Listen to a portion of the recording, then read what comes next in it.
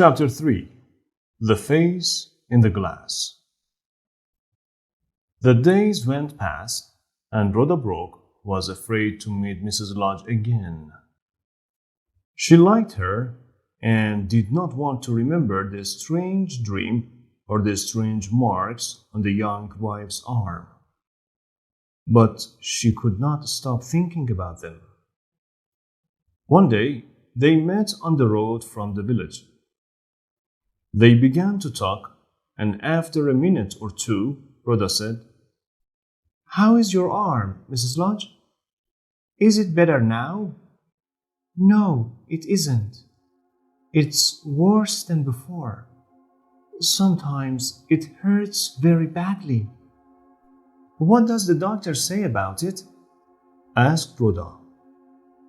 "He doesn't understand it.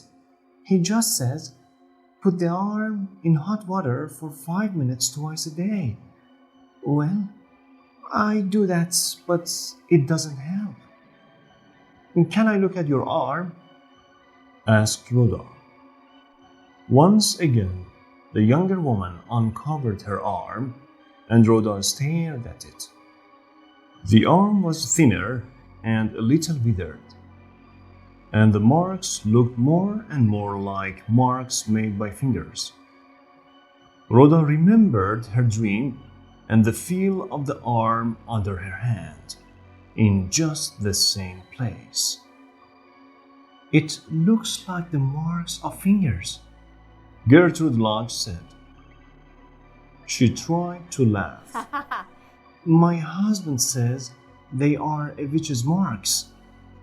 A witch put her hand on my arm, he says, and it's killing the flesh." No, said Rhoda quickly. She felt cold and afraid. "Don't listen to those old stories." The young wife's face was unhappy. "No, but you see, I think he begins to love me less because of these marks on my arm.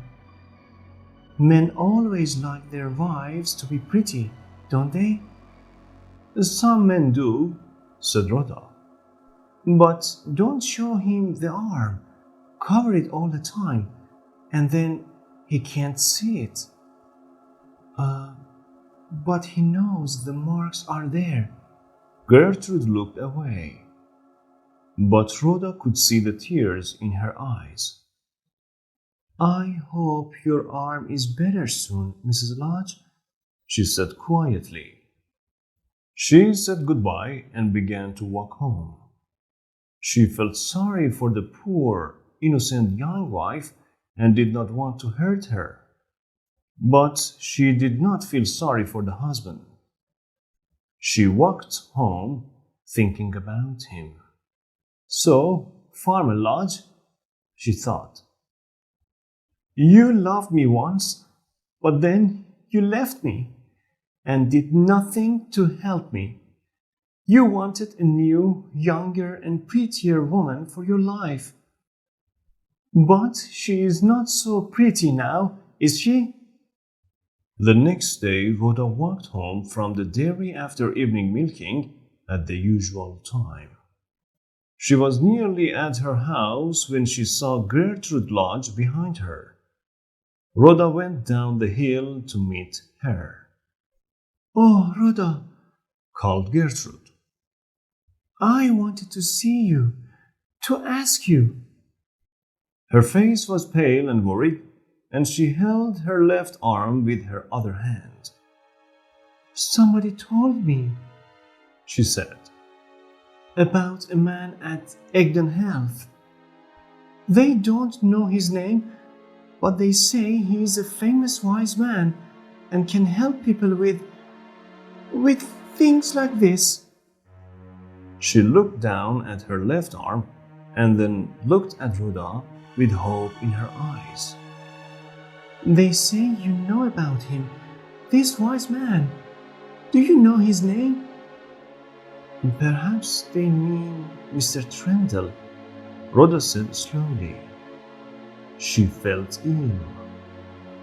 This man Trendle, people said, could do many strange things. He could understand dreams, he could drive phantoms out of houses, he could stop the work of witches. I'm not a witch, she thought. I am not. I do not believe in these things. Gertrude watched her. You know him, she said. I can see it in your face. Of course, I don't believe in wise men. What can they do? But, well, I can just go and see him. Is it far to his house? Yes, about 5 miles, said Rhoda. Well, I must walk there. I cannot tell my husband about this. Can you come with me, Rhoda, to show me the way? Perhaps tomorrow afternoon. Oh, no, it's, Rhoda began. Please, said Gertrude. And in the end, Rhoda could not say no. Mrs. Lodge was good and kind, and she needed a friend's help. But perhaps a wise man could see into people's dreams. Rhoda did not want to see this man Trendle, and she was afraid. The next afternoon, she met Gertrude by the trees near her house, and they began the long walk across the hills to Egdon Heath. It was a cold day, and the sky above the hills was dark and unfriendly. They found Mr. Trendle's house outside the village. He was at home when they arrived. He was an old man with gray hair, and he looked long and hard at Rhoda when he saw her. Mrs. Lodge told him about her arm, and he looked at it carefully. No, doctors can't do anything for this, he said. This is the work of an enemy. Rhoda moved away a little. An enemy? What enemy? Asked Mrs. Lodge. I don't know, said the wise man, looking at her. But perhaps you do. I can show the person to you. Do you want me to do that? Yes, said Gertrude. Yes, please show me. Mr. Trundle took Gertrude into another room, but the door was open and Rhoda could see into the room. The wise man took an egg and did something to it. Then he put a glass of water on the table and carefully broke the egg open. The white of the egg went down into the water, changing to a milky white color and moving slowly round and round.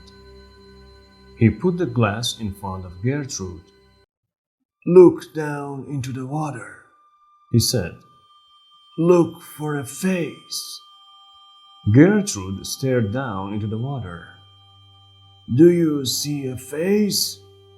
The wise man asked quietly. Gertrude whispered something, but Rhoda could not hear. She turned away from the door. When Mrs. Lodge came out, her face was pale, paler than Rhoda's.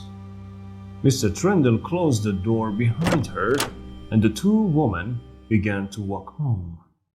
But things were not the same between them. Did he ask for money? Rhoda said quietly. Oh, no, nothing.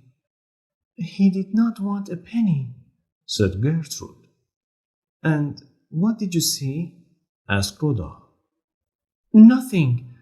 I don't want to speak about it. Gertrude did not look at Rhoda. Her pretty young face looked 10 years older and was now more like the face of the phantom in Rhoda's dream. They did not speak for a long time, Then Gertrude said suddenly, Did you want me to come here and see this wise man? How strange of you! No, I didn't, but now I'm not sorry we came. For the first time since her dream, Rhoda felt a little pleased. Life was cruel, she thought, and Gertrude Lodge must learn that lesson too. On the long walk home, they did not speak again about their visit to the wise man. But other people did, and whispered stories about it in all the farms and dairies. Mrs. Lodge could no longer use her withered arm to do anything, and people began to put the word witch in front of the name Rhoda Brooke. Rhoda said nothing to anybody about the phantom of her dream, but her face got thinner and paler. And in the spring, she and her boy left their house and went away into the hills in the west.